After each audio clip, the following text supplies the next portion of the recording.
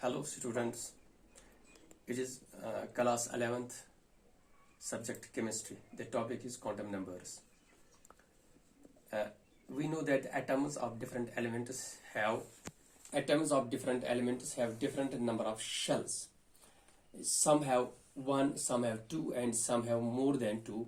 The shells contain subshells and subshells contain orbitals. It is here in orbitals that electrons lie, and these orbitals have different sizes, shapes, and direction, and the electrons present in them have different energies.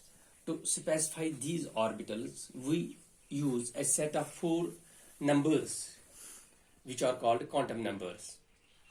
These are principal quantum number, azimuthal quantum number, magnetic quantum number, and spin quantum number. At the outset, I would like to tell you that these quantum numbers are like the address of an electron. Just if we have to specify a person, send a letter or something to a person, we need to specify, we need to note what is his state, in which state he lives. Then we also need to write what is his district and then his area. And we have also, in this case, we also have a PIN, PIN, postal index number, which tells us in one number of some 6 digits, everything from state, district, area, block, and the post office is mentioned by numbers. Similarly, these quantum numbers, we have a set of 4 quantum numbers. The values of these quantum numbers together forms a form of 4 digits, which exactly tells us where the electron lies, in which shell it lies, and which subshell lies, and it also tells us many things about the electron. So we can define these quantum numbers. It's a set of 4 index numbers which specify the size, shape, and orientation of the orbitals, and energy and spin movement of the electron in an atom. You know what is spin? Spin is the rotation of the electron. Has 2 types of movements in an atom. One is the rotation, it spins around its own axis. Then it has a revolution, it revolves around the nucleus. So everything about electron is specified, is given by these 4 quantum numbers. Let us discuss the first quantum number, that is principal quantum number. It determines the main energy level. The value of this principal quantum number gives us the main energy level or energy shell in which the electron lies, to which the electron belongs. It is denoted by small n. Here it is denoted by small n. Here it is, yeah, and n has all values starting from, all positive values starting from 1. That is, it can have value 1 or 2 or 3 or 4 and so on. And theoretically it can have any values up to any value, but the atoms which we know, the elements which are known at this time, only 7 values of this principal quantum number are used. These are also designated by capital letters, like 1 is also designated by K, 2 is by L, and 3 by M, and 4 by N, and so on. The principal quantum numbers gives us an idea of following things. Keep this in mind. First is the size of orbital and the distance from the nucleus. The size of the orbital, what does it mean?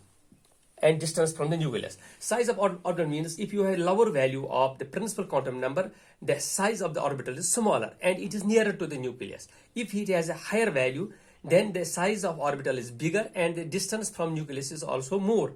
For example, if we take 1 and 3, for example, n is equal to 1 and n is equal to 3. The n is equal to 1, that means the principal quantum number value is 1, that means it is first shell. It is size with the orbital, it has only 1 orbital, its size will be smaller, and the orbitals of 3 and 4 and so on will be bigger.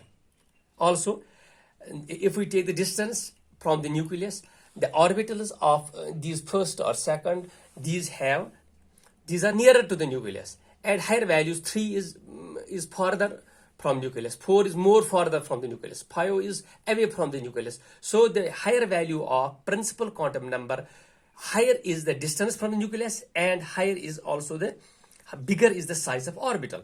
So this is one thing, size of orbital and distance from the nucleus. Then we have energy of the electron. The electrons present in shell first have lower energy, and of 2 have higher energy. Electrons present in shell third, or we call it principal quantum number value third, have a higher energy. So the higher value of principal quantum number, higher is the energy of electrons. Then this principal quantum number, or the value of n, also gives us number of orbitals. It is given by n square. If you have, for example, a value of n is 4, the n square means 4 square, that is 16. That means that this fourth shell, or quantum number 4, has 16 orbitals. Similarly, if we have value n is equal to 2, 2 square means 4. The number of orbitals is 4. So this is the third thing which we get from principal quantum number.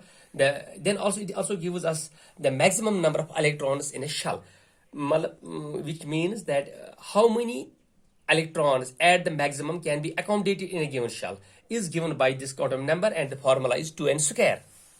2n square. For example, if we have third shell, n is equal to 3, principal quantum number value is 3. So here, while 3 square, 9 into 2, that is 18. It means in third shell we can accommodate the maximum of 18 electrons. Similarly, if we take, for example, 5 here, it is 5 square, that is 25 into 2, that is 50. It means fifth shell, or quantum number n is equal to 5, can accommodate a maximum of 50 electrons. So this principal quantum number gives us size of orbital and distance from nucleus, the energy of electrons, the maximum number of orbitals in the shell, and the maximum number of electrons in a given shell. One. Students, due to these technical problems with the uploading of these videos, we will close this here, and we will the next 3 quantum numbers we will discuss in part 2.